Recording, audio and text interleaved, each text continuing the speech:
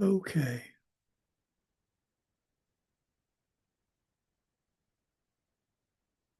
Well, let's get started. Who's going to give me the mandala? Let's see. Katya, could you do the mandala in Spanish if you'd like?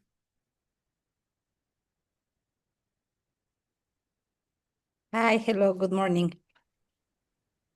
Aquí está la gran tierra cubierta de un manto de flores e impregnada de aroma fragante e incienso. La gran montaña y los cuatro continentes adornados con las joyas del sol y la luna. En mi mente los convierto en un paraíso de Buda y los ofrezco todos a ti, para que por esta noble acción que todos los podamos habitar en una tierra pura. Idam Guru Randa Mandala Tayami. Thank you. We go for refuge until we are enlightened to the Buddha, compassion, knowledge, and strength, the Dharma, the enlightened side of truth, and the Sangha, the community of realized beings. From the virtuous merit we create from the practice of giving with the understanding of emptiness, moral discipline with the understanding of emptiness, patience with the understanding of emptiness, joyous effort with the understanding of emptiness, concentration, wisdom, may we attain the state of a Buddha for the benefit of all living beings. We go for refuge until we are enlightened to the Buddha, compassion, knowledge, and strength, the Dharma, the enlightened side of truth, and the Sangha, the community of realized beings. From the virtuous merit we create from the practice of giving with the understanding of emptiness, moral discipline with the understanding of emptiness, patience with the understanding of emptiness, joyous effort with the understanding of emptiness, concentration, wisdom, may we attain the state of a Buddha for the benefit of all living beings. We go for refuge until we are enlightened to the Buddha, compassion, knowledge, and strength, the Dharma, the enlightened side of truth, and the Sangha, the community of realized beings. From the virtuous merit we create from the practice of giving with the understanding of emptiness, moral discipline with the understanding of emptiness, patience with the understanding of emptiness, joyous effort with the understanding of emptiness, concentration and wisdom, we will attain the state of a Buddha for the benefit of all living beings. Oh, I gotta get my interpretation. There we go. Okay, well, let's start with Katya. What do you have to rejoice in? You seem to have a smile on your face now. Hi, I want to rejoice that today I be able to return to the bike. So I went in the morning, and I'm very happy that I have the opportunity to bike again and spend time with my friends during the bike. When you said you got to return to the bike, did you have an injury or just started No, training because I again? just take like a free time. Oh, you take a break. Yes, Oh, for the bike. So now I oh. return, and I'm very happy that I have like the opportunity. How many speeds does your bike have? The speed Yeah, how many speeds? How many gears? gears? Yeah, like I can 15, say 18? 18. 18. Wow. Wow. Do you swim? Do you take a break from swimming as well? No, just the bike. I Uh, continue swimming and running. uh, where do you swim? Close to my house, there's like a kind of gym, Huh? and there's a pool, a covered pool, and I swim there. Is it heated? Yes. Oh, sissy. Okay. Well, good. I'm glad everything's back in Normal. Thank you. normal. Yeah. Okay. Manuela. Yeah, I will want to rejoice in our service to my mother-in-law. We bring her to a show far away from this place. We drive her with the car, and it was really rainy. She told us she wouldn't do that by her own, so we bring her on a safe trip to the place where she can enjoy some time with her husband. And I rejoice this that I spent time and do it with a joyful effort. Good, good. You said she spent time with her husband. Are they in different facilities? No, but they it's not so often that they take time for having a good time, Oh, spend I see. time outside. So they, Good, that's what. good. Yeah. It's very good. It's they're powerful karmic objects. You're setting yourself some really wonderful seeds for in the future. Mm. My parents are both gone, and so are my wife. So Mhm. I can no longer do that. Mhm. Okay, Lydia, what do you have to rejoice about today? Hello, dear Lama Sumati. Hello, everybody. Today I was in hospice and we did like a beauty day for our like people who are in the hospice. I like their slogan, like alive for the rest of life. I don't know, it's in English, but in Russian it's very lovely slogan. So we just help people to spend the rest of their life with something joyful, something beauty. And so just I'm rejoicing about that. Now you said it was was it a makeup day?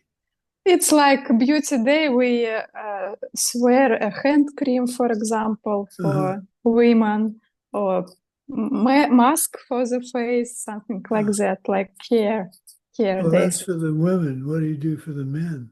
We gave them like something for shaving. So They that's don't get it. the mask?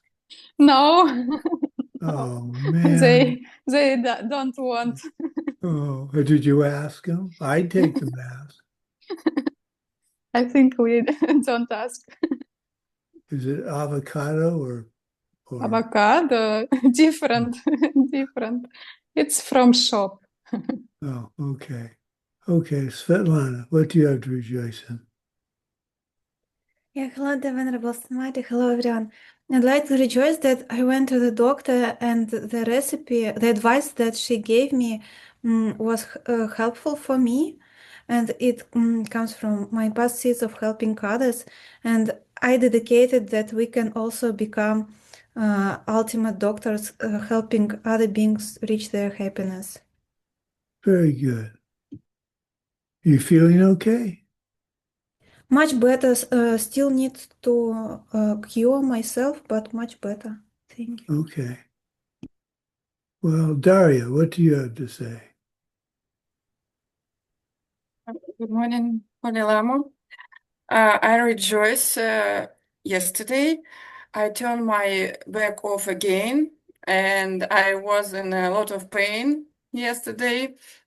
I bought pills, and my colleagues helped me, and I'm rejoiced because I remember how it's very bad living being who live in hell. It's, I think, oh, it's very pain. I feel bad, yes, but living being who live in hell, it's more How'd feel you hurt your back? my this back. Were you in an accident? No. I have Just getting old. yeah. No, you're not. You're not getting old. I'm But old. sometimes I Yeah, think you are. yes. Okay. And you don't believe, but today I see in metro it's angel man with big wings on the subway today and play in a flute or something instrument like this. Yes, angel. I don't I don't believe. Wow. Well, good for you. Not all of us have ever had seen angels. That's wonderful. Yeah. Okay. Anna, what do you have to rejoice in? Hello, dear Lama Sumati. Hello, everyone. About my rejoicing, firstly, I rejoice about the weather. One, my friend, is in Israel, and she said that they have 25 degrees plus in the morning. So it feels like spring is coming, and I'm waiting. Yeah.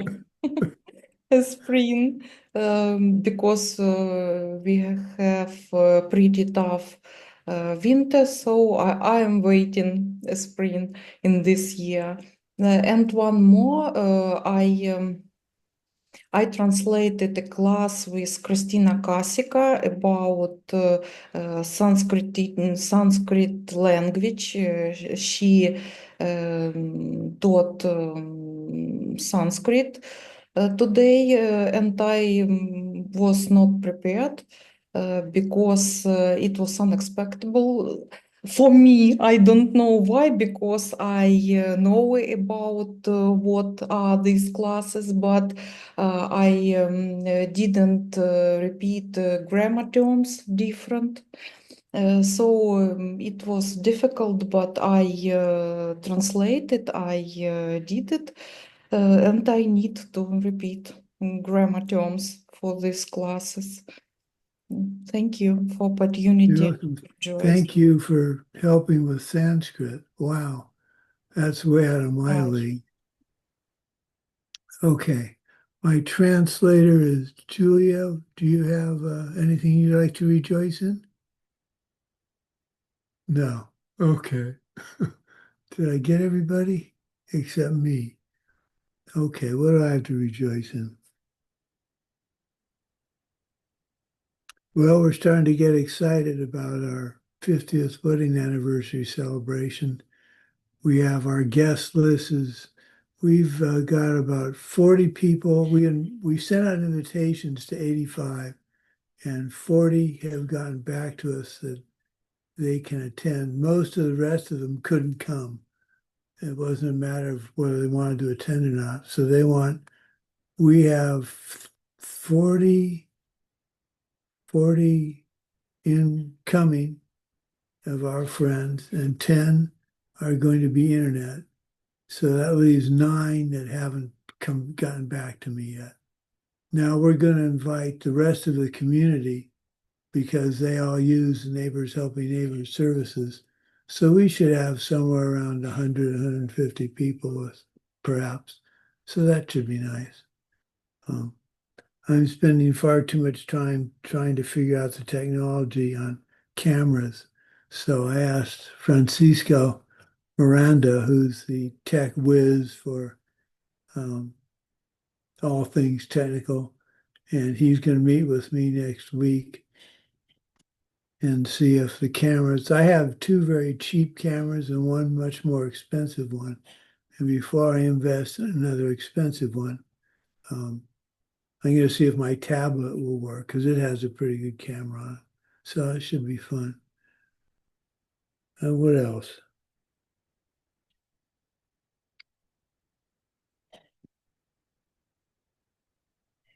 I turned down the opportunity to write an article on a new missile system. I promised my wife I was not going to do that anymore.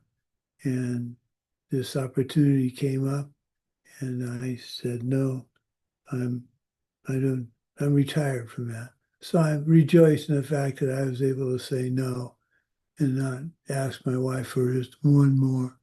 Doesn't mean I won't ask her for just 1 more, but it'll be on something I really want to write about.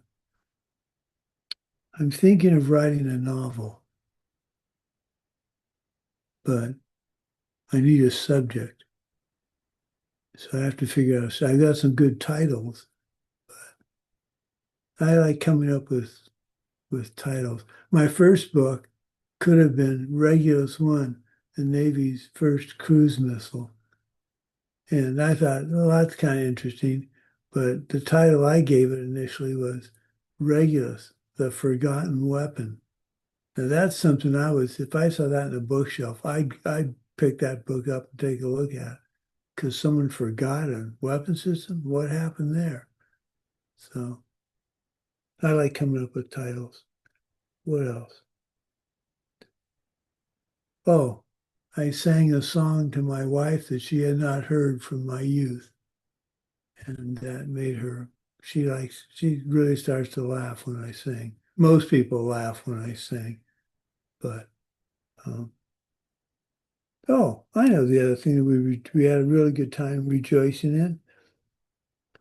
Our earliest childhood memory. The earliest childhood memory. And the one I could that you can document is not that you've seen a picture or have. My dad took motion picture to record our lives, and we've seen a lot of that. And we're trying to come up with a memory that doesn't have anything to do with pictures. And I came up with several. One, I remember a tree in our yard snapping when a earthquake hit. And I'd have to go back and see when that was. That was when we were still in Lafayette, so I was younger than 58. I was 5 years old at the time. Another one was my brother had pneumonia when he was quite little, and I remember the humidifier in our room. I shared a room with him at that point.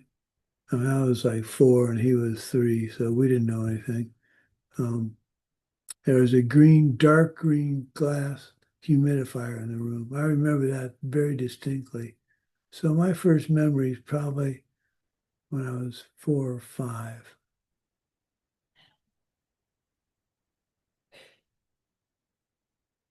So okay, I'm going to give you another homework question, which I'll probably forget. Now, Katya's laughing. She thinks I'll forget this, and I probably will. For rejoicing next week, I'm writing this down. Where can I write it that I won't lose it? Well, earliest childhood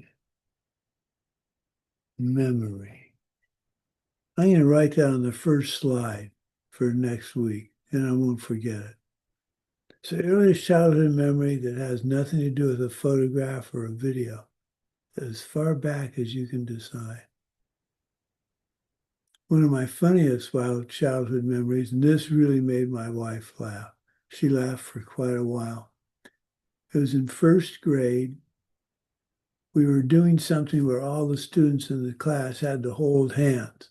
So we were in a big circle with our hands being held. And the little girl next to me wiped her nose on my arm. I looked at her and I thought, what? I'll never forget that. Oh, and my other childhood memory from that time frame, this one's a good one. Eric Youngerman, I have reasonably, my ears get really red when they get cold. I think most people's do. But Eric Youngerman came up behind me and went like that on my ear. And I think you can all imagine how that hurts. He just went up and never forget that. I remember the coat I was wearing. I don't remember if I cried. I probably didn't. But what a mean thing to do. Anyway, it's kind of fun to go back and see what you remember.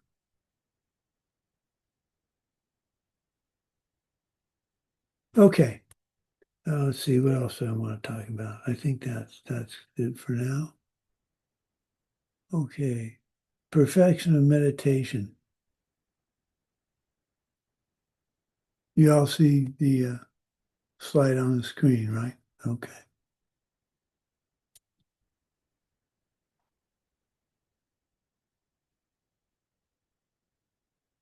With our newfound attitude that there's nothing more fun than helping others secretly and openly, we turn our attention to the perfection of meditation. And I think it's really important that there's nothing more fun than helping others. You really stop and think about it. You can go see a movie, you can read a book, you can get a reference for something you've searched for a long time. And that's fun, but the real fun I get, most enjoyment I get, is when I've helped somebody else achieve something they've really wanted to do.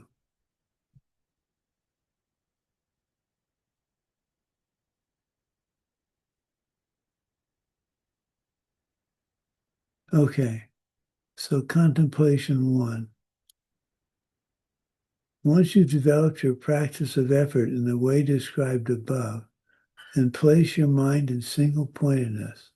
A person whose mind is in a state of constant wandering lives his life in the jaws of mental affliction. This constant wandering never occurs for those who remain in isolation of body and mind. Now that's great. That implies retreat. But for those of us that aren't in retreat all the time, what do you do? So shamatha is a single-pointed concentration. And I have examples, volleyball, softball. I could not play softball. My dad's department on campus had a softball team. There was a departmental team that played other departments. And I was a reasonably good high school athlete. They wanted me to be on the team because I was good at basketball. I couldn't hit a fast pitch softball for the life of me. It just was going too fast. But you think about it. I had this ability to focus my mind on playing volleyball and basketball, but I couldn't focus my mind on a fast pitch. I don't know how anybody in the American baseball can hit a ball coming at them the size of my fist at 100 miles an hour. I can't. But that's what we mean by shamatha. That's an excellent example of the focused attention. You can do it, just as we focus on. I love to collect soundtrack music. And every time I hear one of my pieces of music, it takes me right back to the movie, and it's really wonderful. Unfortunately, much of it is sad. So I'm trying to come up with a CD or a music list for when I die. My wife will play that when they have whatever kind of a group meeting they have. Anyway, but most of them are sad. Most people don't know the movies I'm talking about, so they won't know it's sad. Anyway, the last one, think of gymnastics. When Simone Biles does one of those routines on the, what do they call that? The horse. That's what I think they call it that. That routine, or the bars, or any of her routines, or any gymnast. How can you, if you're going into water, I can see doing this, because if you hit the water, the worst you can do is get a belly flop. But when you're doing it on a mat, and you do that whole body flipping and twisting, and you expect to come out at a certain point and land on the mat, that just boggles my mind. But they do it. They have a single pointed concentration to be able to do that. So in my case with softball and volleyball, I do have that. I have experienced it.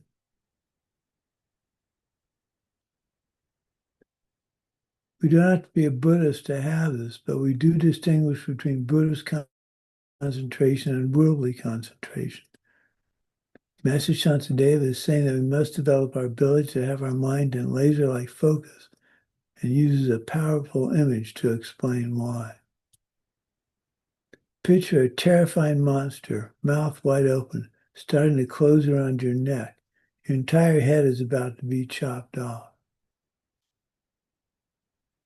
As long as our minds are not in a single-pointed concentration, then they are likely wandering around in uncontrolled pursuit of desire and aversion. And these temptations are going to lead to our death, just as the closing of the jaws of the monster wrapped around our neck. This is supposed to scare us into focusing more attention on our meditation. Didn't scare me. It takes single-pointed concentration and aware and focused mind to prevent the arising of mental afflictions.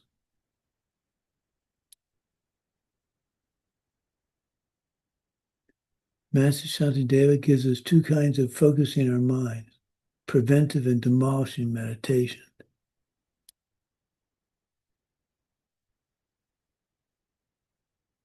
Preventive meditation, holding a mind in an aware state all day long.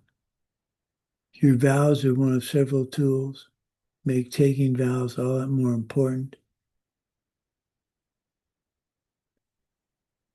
I'm reviewing my vows now, and I'm going back and rememorizing many of them. I'm rememorizing three principal paths. I have a teaching I want to give on the eight, what was it called?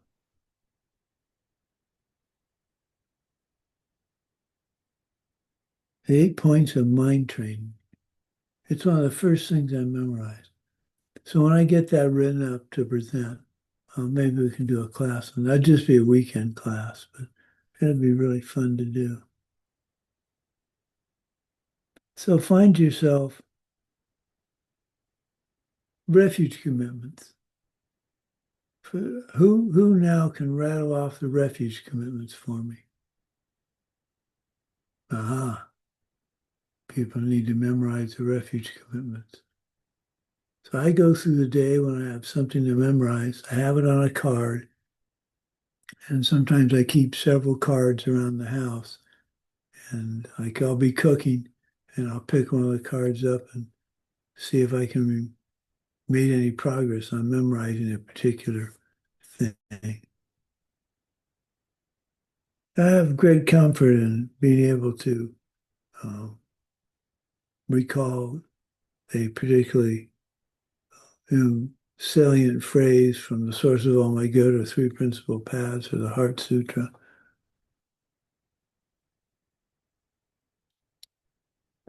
This prevents mental afflictions from gaining strength, prevent you from succumbing to the easier path of indulging rather than in the mental afflictions rather than fighting them, and prevent you from thinking my karma but and instead my karma so. I think my karma but and my karma so occur throughout my day. And sometimes there'll be a choice and I'll think, oh, it's my karma, but no, I better pick up that piece of trash. My wife said, I haven't emptied the dishwasher quickly enough, so I better go empty the dishwasher. Now, if I tell her she hasn't done the dishes, I'll do the dishes when I want to. I offered once to do the dishes as a hint, and she said, no, I'll get to them. Now, if I put off doing the dishwasher, anyway, that's what it's like to have 50 years of marriage. Believe me, you don't ask your wife when she's going to get the dishes done. You just let it go. And I say all of this with great love for my wife. I am not complaining. It sounds like I am, but that's your karma to hear me complaining. It's my karma to think it's funny. Okay.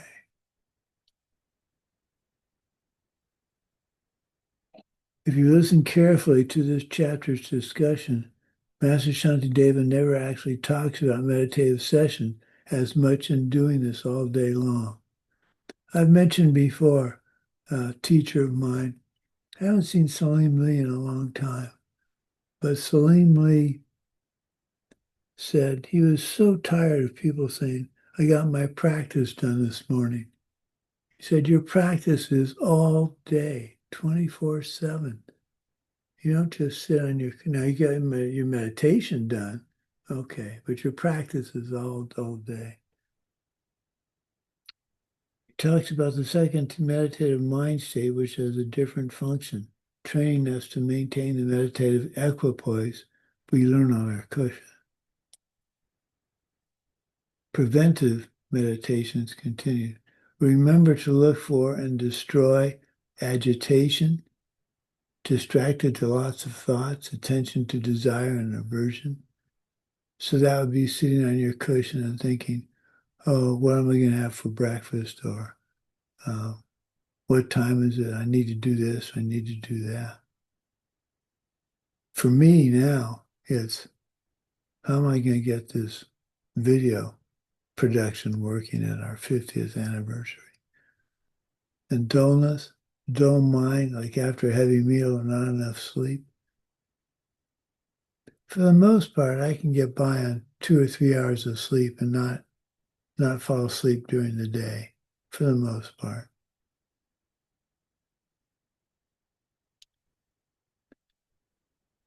Bright, clear, excited mind, not too much about what you're saying, thinking, doing, constantly mindfully.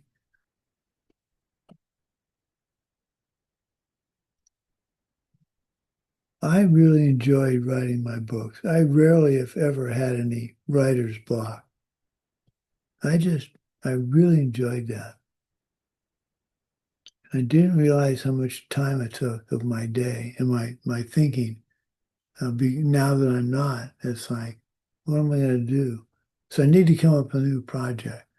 I'm thinking of going through all my Dharma stuff. I have about 60 gigabytes of Dharma material and of organizing that and cataloging it. I think I'll probably do that because it would help me find stuff, remind me of stuff I have. So I think I'm going to do that.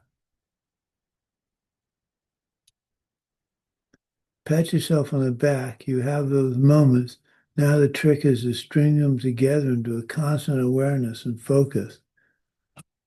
This is where I like to talk about the low-level radiance as opposed to the low-level radiation, example of small deeds. So aim to hold the state all day long and then take it with you to your cushion session. Demolishing meditation. This is the one we need to have direct perception of emptiness, which destroys the very roots of your mental afflictions, which are the ignorance of seeing things as self-existent. That ignorance sets the stage for pretty much the rest of the problem.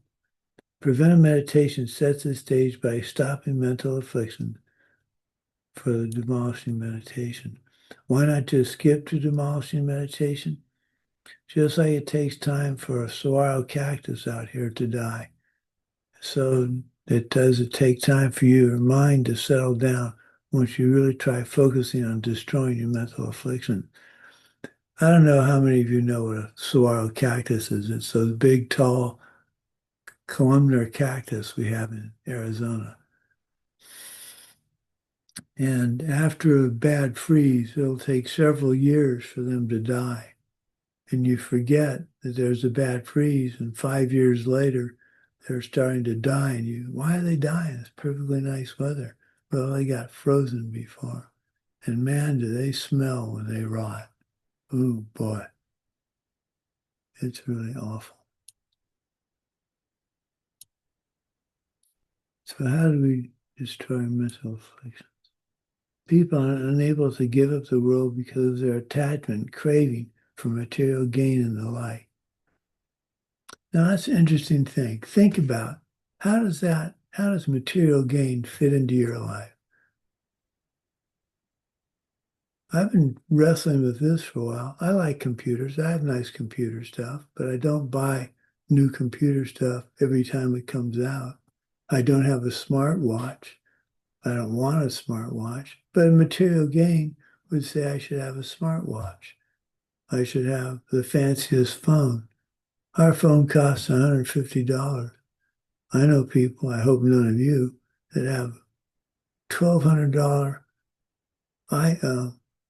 Apple phone. $1,200. Do any of you have expensive Apple phones? Okay, well, it's okay to have them. I just can't. Anyway, so material gain and the like for me. We've never had to have the fanciest. I'm not saying this to say how proud I am of myself. Well, I guess I am. I just don't think about material gain. Our house is a nice house. It's nothing fancy. It fits our needs. Our car is nothing fancy. My computers are pretty fancy, so that's where I guess maybe I fall into the trap. Isolation from physical and mental distractions. Physically exit the worldly environment. This is for the harder core, the 3-year retreat package. Mentally exit the social environment. Don't spend time in useless talk. Don't hang out with people who distract you with enticements of samsara and hurt your practice. This is what we do, or I try to do, when I do my daily sit. More difficult than when combined with physical isolation. The two combined are immensely powerful. It was really quiet in our retreat valley, in our retreat cabin.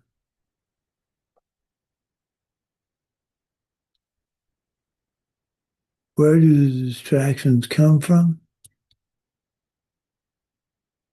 They are caused by self-existent me and mine.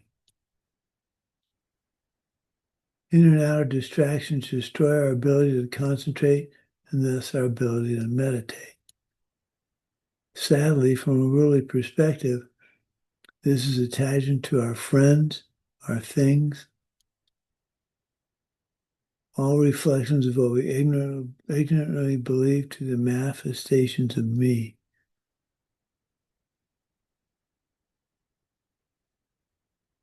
Do you think about that? The number of people that make sure you know they've got the fanciest computer, phone, car, and then reflect on how that fits into your life. Do you, if you're really honest with yourself, do you make sure people know you have the kind of stuff that you have? I mean, I talk about my computers a lot, but I just like computers. This leads to agitation and dullness and the monster with their heads in their throats. So renunciation just comes down to renunciation, pure and simple. The path of accumulation, accumulating enough renunciation to move to the path of preparation.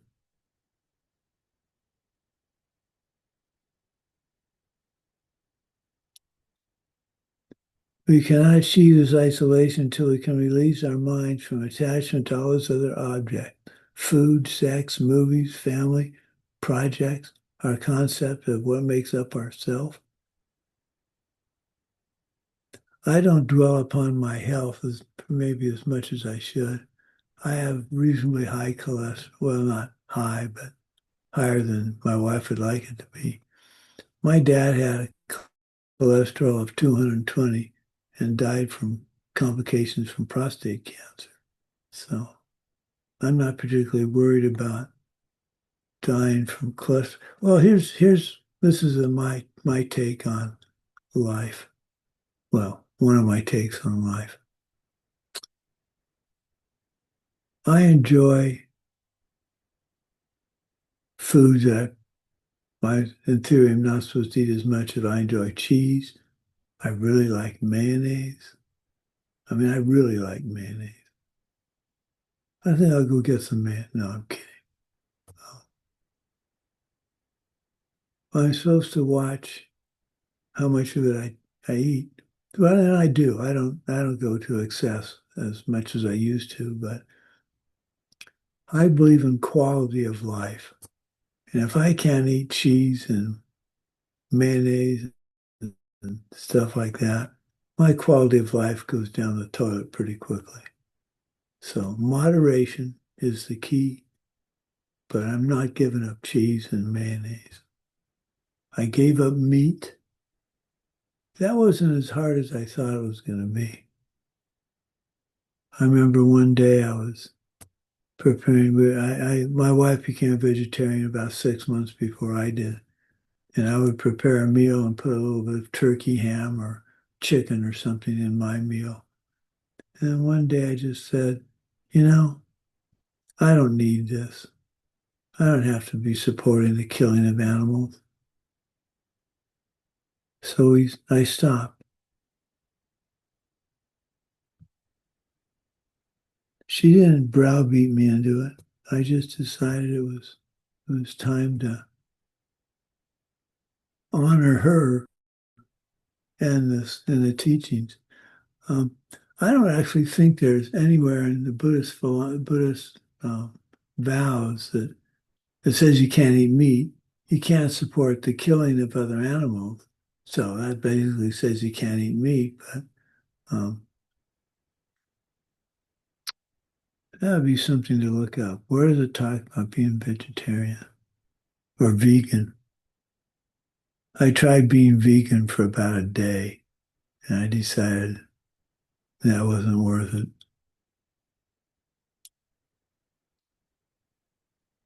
What are the causes for inner attachment?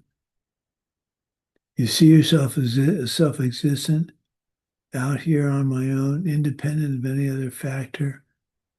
There's a powerful case for thinking my karma but versus my karma so. This is a huge mistake. The belief in the two-headed purple elephant in this room, something that doesn't exist, never has, never will. This is why direct perception of emptiness is so important. It dispels this notion so powerfully that we're on our way out of here.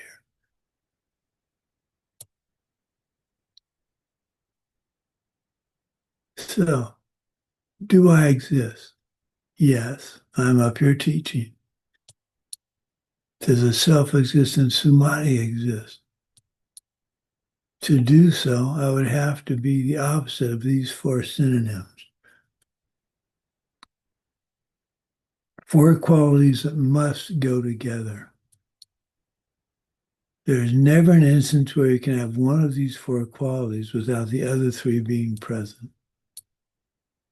This is why it's impossible that our anchor in our entire world could have come from some unchanging, unproduced cause, like an unproduced, unchanging God.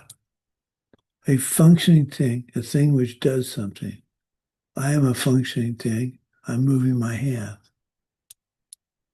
A changing thing, sometimes poorly translated as impermanent. A functioning thing is a changing thing because when it functions, it changes position or it changes state. A cause thing, which is produced by the convening of causes. So the pen is a cause thing because the plastic was made available, the equipment was made available to produce the pen. A produced thing, something which is made. So something is made is a cause thing because you had to do something to make it. It's a changing thing because you went to the trouble of adding pieces and parts. And it's a functioning thing. A pen writes.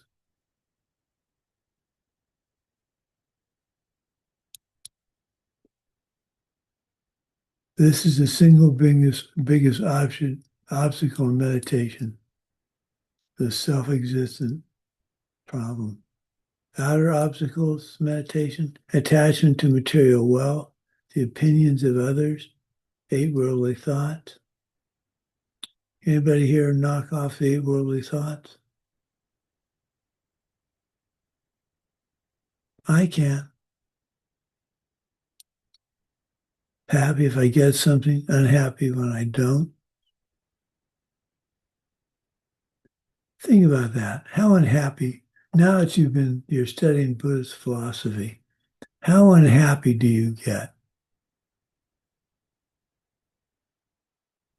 Do things make you unhappy, or do you just say, well, it's my karma, so I'm trying to think of when I don't get something, am I unhappy? Most of my not getting something is food. I should be the size of a small planet with all my conversation about food, but I'm not yet. Happy if I feel good, unhappy when I don't. I don't dwell on being sick.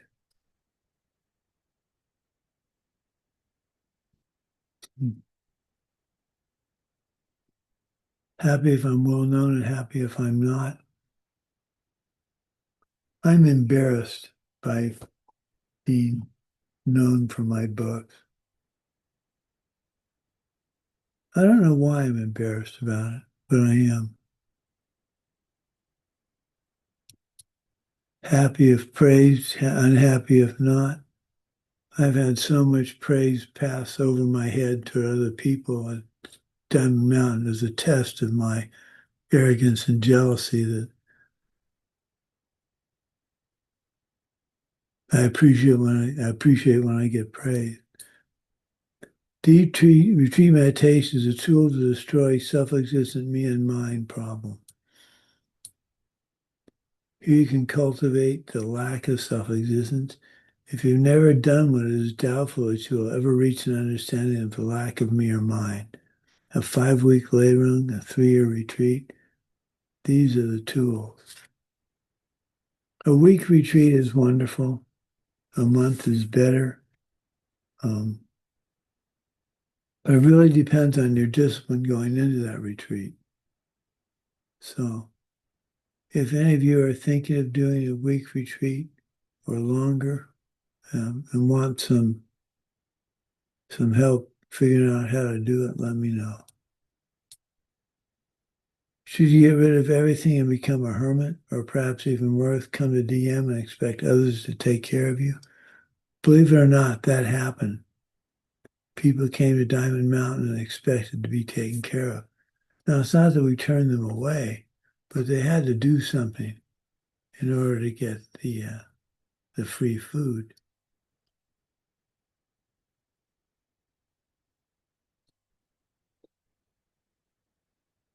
Don't do it all at once, but if you see yourself collecting things or have a collection of things that are in themselves collecting dust, start to release from that. When I started my 3-year retreat, I gave away, it pained me. It didn't hurt, but it made me sad. I like containers. I just like containers. It's a very weird hobby. Where's an example? Well, this is a glasses case, but you can think of all kinds of cool stuff you can put in a glasses case. It's to collect parts, and you can store that somewhere. What else? Oh, I used to collect watches. You've all heard my watch stories. But I gave up the collection to go on the 3-year retreat, and I haven't started it up again. That took a little discipline. But once I stopped and I stopped collecting, I really was able to stop collecting. I had boxes of really cool containers. I met one person in 3-year retreat that also liked containers. So we struggled not to collect containers anymore. Contemplation 3, stopping attachment. Understand first the fact that vision married close to quietude destroys mental afflictions. Begin then by seeking quietude. It in turn is achieved by the bliss of losing attachment for the world.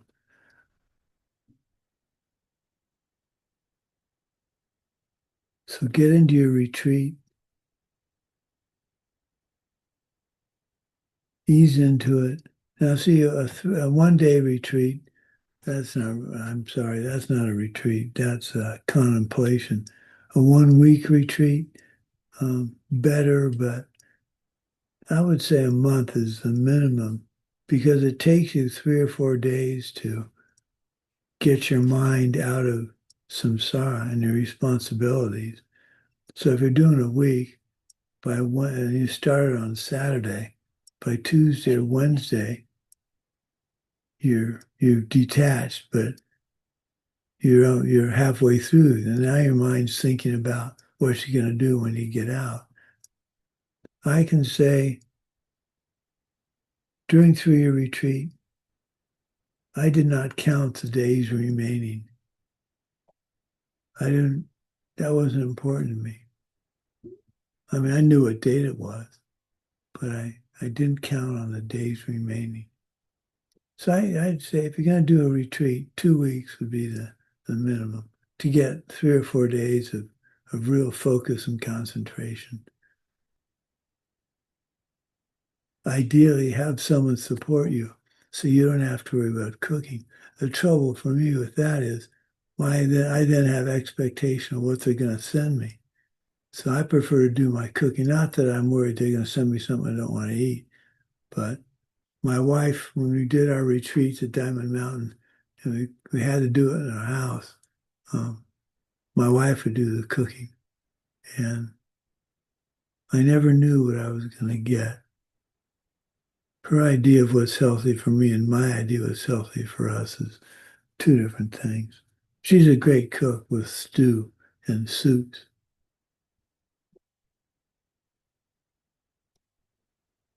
Vision married close to quietude. What does that mean? Shamatha, meditative quietude, is a tool whose primary use in our tradition is to have the direct perception of emptiness. Your attachment to samsara begins a long journey of detaching once you've had the direct perception of emptiness. Shamatha is sometimes called calm abiding. Geshe Michael says calmness is not the end goal of meditation. You want to be calm all day, all the way to your breath, to your death. Shine, the single-mindedness which is infused with the extraordinary bliss of practiced ease due to the deep single-pointed concentration on its object. So Shine is the skill you have, the tool you have. And Lakdang is the wisdom necessary to see emptiness directly. The wisdom which is infused with the extraordinary bliss of practiced ease by the power of the analysis of its object, all based upon the foundation of quietude. This means you're so good at meditation, you sit down, do your preliminaries, and bing, you're right there, ready to meditate on an object. You don't have any distractions. And that's what it takes to have the direct perception of emptiness. 3 kinds of meditations. Who can give me the 3 types of meditation? Come on. Okay, Svetlana. Review, analytical, and single-pointed. Okay. Fixation meditation, such as the Buddha image. This is what people normally think of as meditation.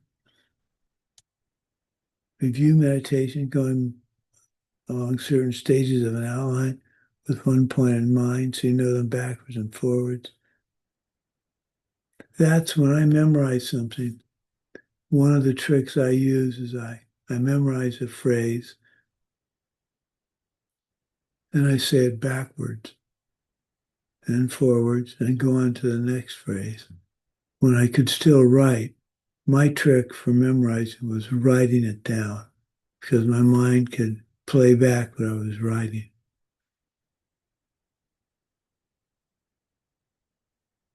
It's hard to take the source of only good in the backwards direction.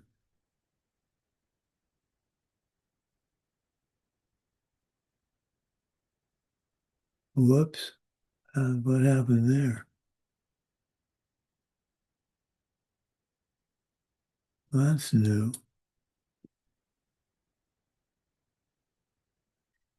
An analytical meditation, debating a concept with yourself. As a result, to come to a conclusion, then you switch to fixation meditation using that conclusion as an object.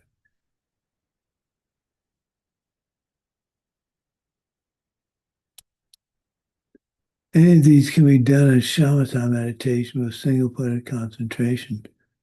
The class is going to use the long rim outline as the object of meditation. The teaching or an image of Lord Buddha considered as part of the Buddha. These are virtuous objects of concentration.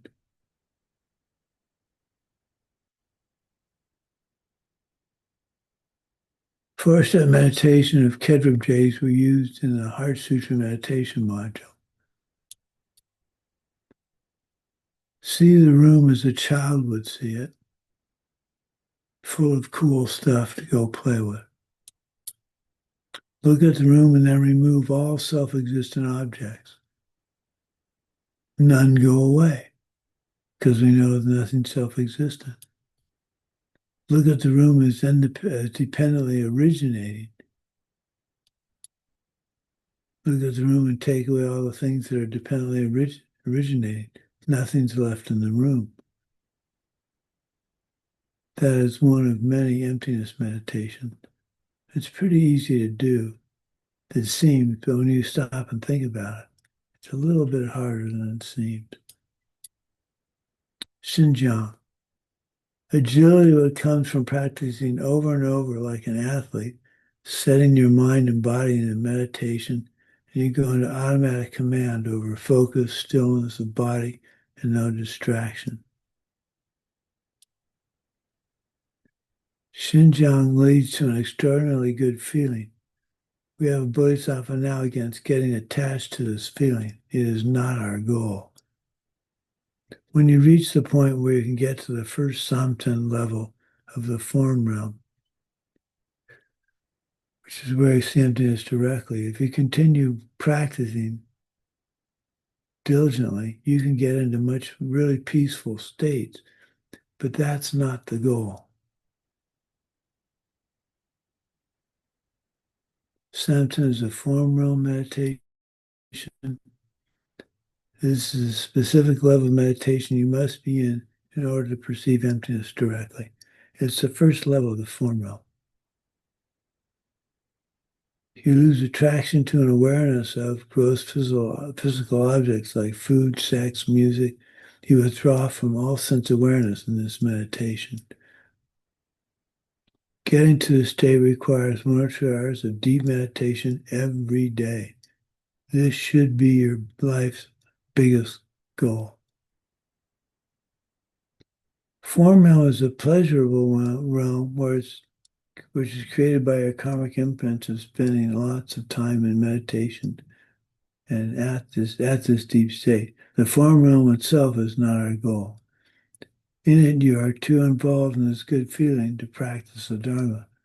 Hence, you burn up all your good karma, and you usually send from there down to the hell realm. You don't make new karma in the form realm. You use it up. And so that means the only thing that's left is your bad karma. The desire realm is preferred to carrying out the results of your direct perception of emptiness. We want to reach the first level of the form realm, the first Samten, in order to have a direct perception of emptiness. But it doesn't automatically result from reaching this level. You always come out of this first level of meditation while in the desire realm, but you're just that much older and you could die as a good meditator, but this is not the point.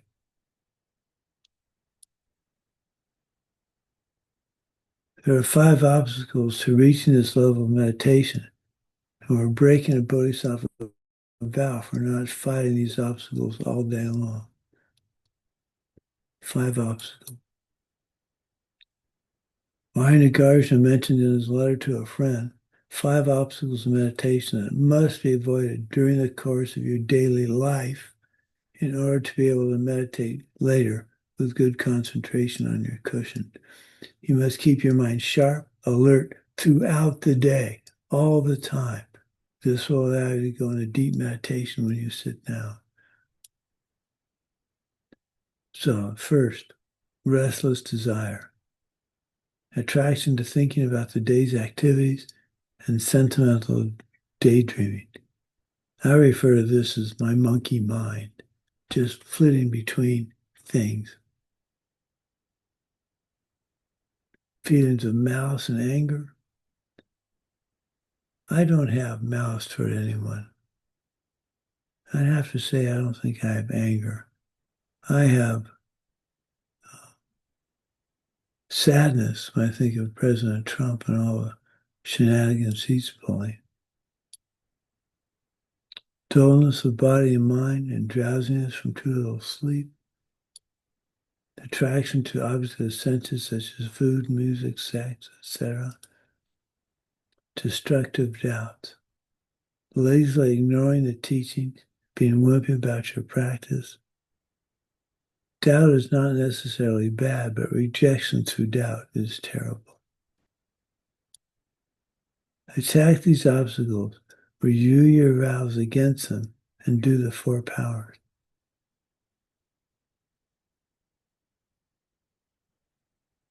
Master Shantideva mentions 5 things to avoid when courting those of opposite sex.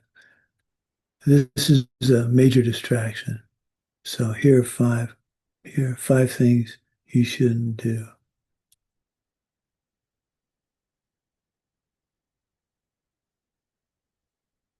Begging the person you're attracted for a relationship. Not avoiding the bad deeds and ethical conduct when pursuing them. Ruining your reputation by doing non-virtues. Engaging in reckless behavior to impress them. Using all your money and resources in order to catch them.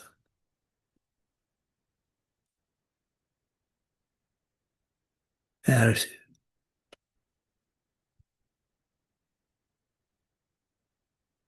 The scripture says, see this person you're pursuing as nothing more than a stinking, rotting corpse of death, and stop the relationship now. I think that's, well, I don't think of my lovely wife as a stinking corpse. I think that's disgusting. There's a death meditation we sometimes teach in the death meditation module where you see yourself as you project in the future and you see yourself die and become a rotting corpse. I don't find that particularly helpful. If you're in a relationship, you should seal it in a realistic way. If possible, do your practices together. Get beyond the focus on any temporary pleasures which might turn to suffering and loss in the end.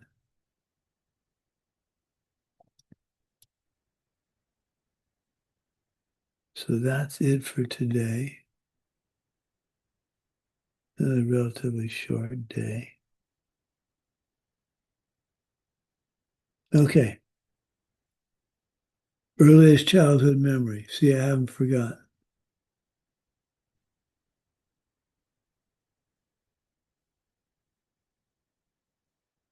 Okay, any questions?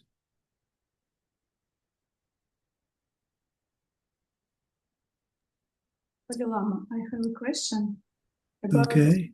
retreat, months retreat, for example. my husband, so for me, I cannot imagine 1 month retreat when I say it to my husband, because he is not in the teachings, and maybe she will say something that you're crazy or something like that, where you go.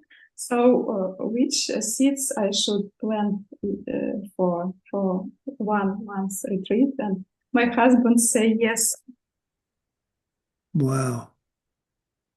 I think Sophia would have an answer. Hi, Sophia.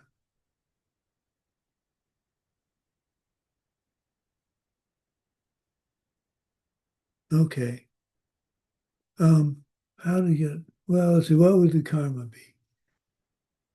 Anybody have a suggestion what the karma would be to develop what you need to do to get a month of retreat time? Anna? I think to help others to have retreat. 1 day, 10 days, 1 month.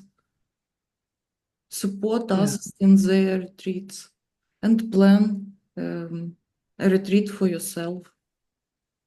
To make Well, some small steps. Yeah, karmic partner in helping someone get the time they need to do what they want to do. So, for instance, your husband,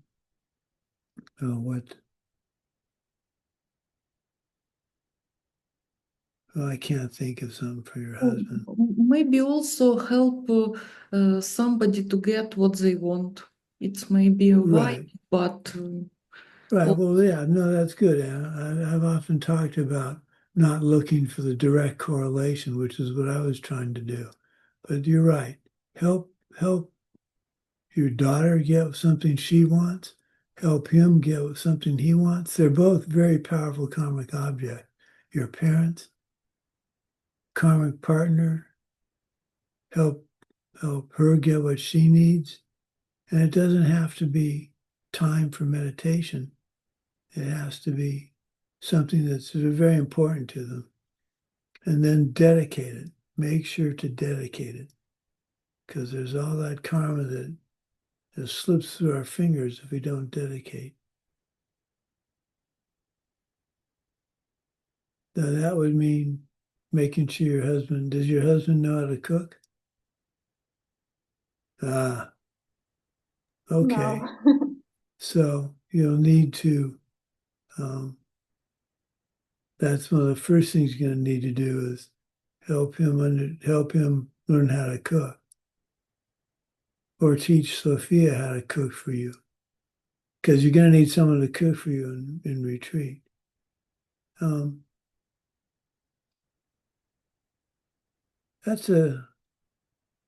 I think Anna's suggestion is the most profound. To help others get what they need, even no matter how little it is. It seems how has nothing to do with retreat, and dedicate it, and that's going to happen. Yeah, well. One of the students, for those of you who know Carlos, he can get 3 weeks off from work. They won't give him 4. And so he has to pack a 5-week lay run into 3 weeks. And that's a mantra commitment. You have to do 100,000 mantras plus some extra ones, about 120,000 mantras. The Vajrayogini mantra is not terribly long, but it's longer than the White Tara mantra. And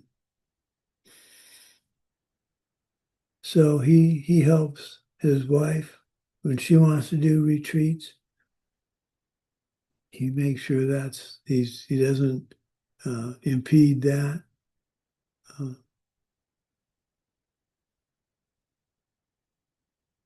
Help and dedicate. Help the people get what they need and dedicate it. And start out with a weekend retreat. That would be the start.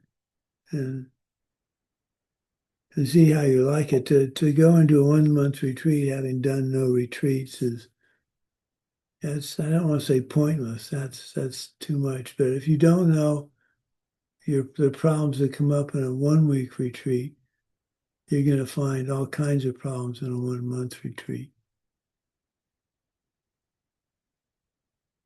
It's a tough.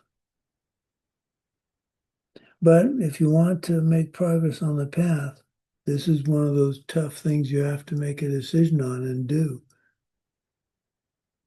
So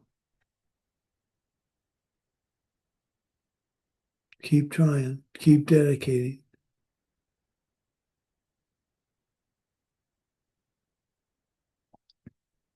Anything else? Katya, how many have you done any long retreats? No, just 10 days with you twice. Right. Yeah, and that was fairly structured, but there was a lot of distraction. Svetlana, have you done any retreats?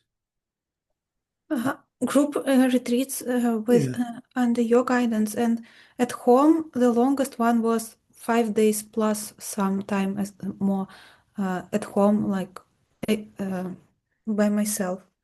Yeah, and other group. The group retreats are good to learn what problems will come up. But I found when we did the group retreat for 3-year retreat, we didn't normally see each other except during the breaks. And that wasn't social. That was still very much related to the Dharma.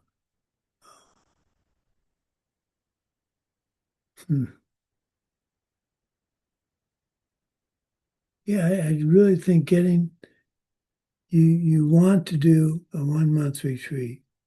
So what can you do for other people, anybody else, to get them what they want and need? The little things like that, done over a period of time and dedicated, will bring you a longer retreat. It's tough with a family. We were very fortunate. We both were interested in the Dharma. So when my wife wants to do a 1 month retreat, it's like, sure. Now, when we got out of retreat, before I got Parkinson's, we were going to do another 3-year retreat in 7 years. And she would go into retreat in a heartbeat now. But she's worried about how I do for 3 years on my own. And I'm a little concerned about that. But I've encouraged her to think more completely about doing another long retreat. I'd cook for her, but it couldn't be, the trouble is it couldn't really be in the house. So that makes it difficult.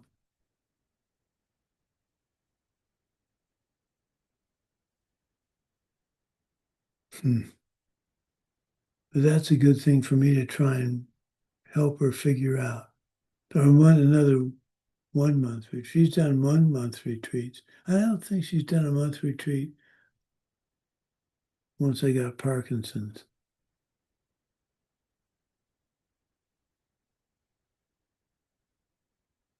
I'll have to encourage her to do that. She's going to be gone for 5 days down in Mexico. And then she's coming back and she'll be gone for another 5 or 6 days to the DM teachings. I probably am not going to make it down there because I don't drive at night. I don't drive. She doesn't drive at night. Carlos is going to be in retreat. We need to find someone to drive us down there. It's a big favor to ask. So I'm going to have to see what I can get to do that. Okay, dedication. This is one of my most favorite dedications. I will free all those who have yet to be freed. I will save all those who have yet to be saved. I will comfort those who have no comfort. I will deliver all beings beyond grief.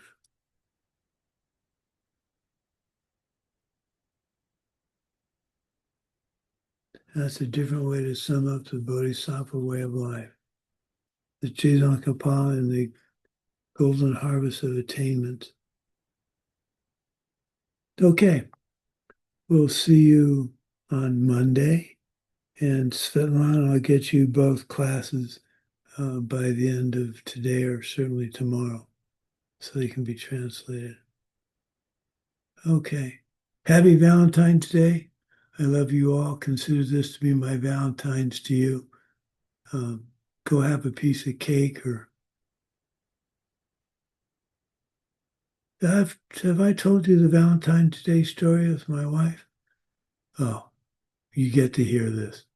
So I'm just a good friend with my wife at this point in college, and I get an anonymous Valentine, and I think I'm talking with her because we're good friends. We're at lunch or something. I go, I got this anonymous Valentine. I think it's Ruth, one of our mutual acquaintances. I think she's interested in me. Wow, I should pursue that. And my lovely wife had been the one who wrote it. And she said, wait a minute, he can't get interested in Ruth. I'm interested in him. So she said it was her that wrote it. And that started our relationship.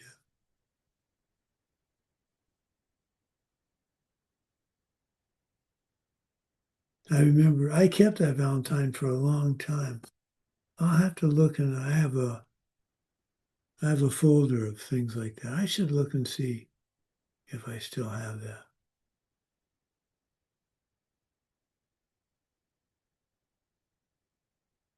That was pretty cool. I really had no idea. My brother introduced me to, and actually mentioned me to Sarani before we became friends. He said, you don't want to have anything to do with him. He's not interested in girls. Thanks, Richard. Pal.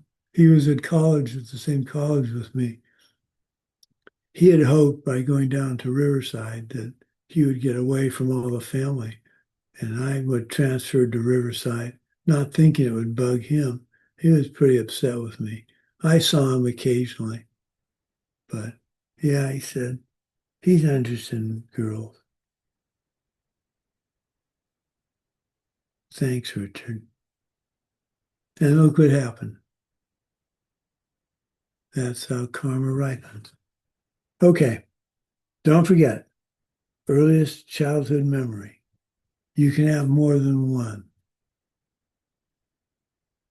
How old is Sheila? Is Sheila the oldest? Katya?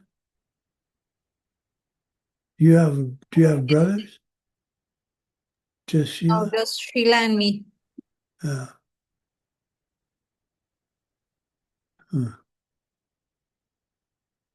Okay, child, I'm serious. I'm going to tape this somewhere where I'm going to remember it because I want to hear these stories. Come up with several. Okay, happy Valentine's Day. Go have a piece of Valentine's Day cake.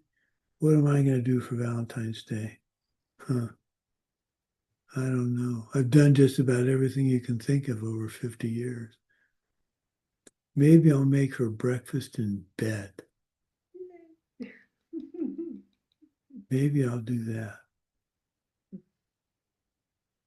Yeah, that's not a bad idea. Okay, bye-bye. Thank you for teaching, Lama. Thank you so much, Holy Lama.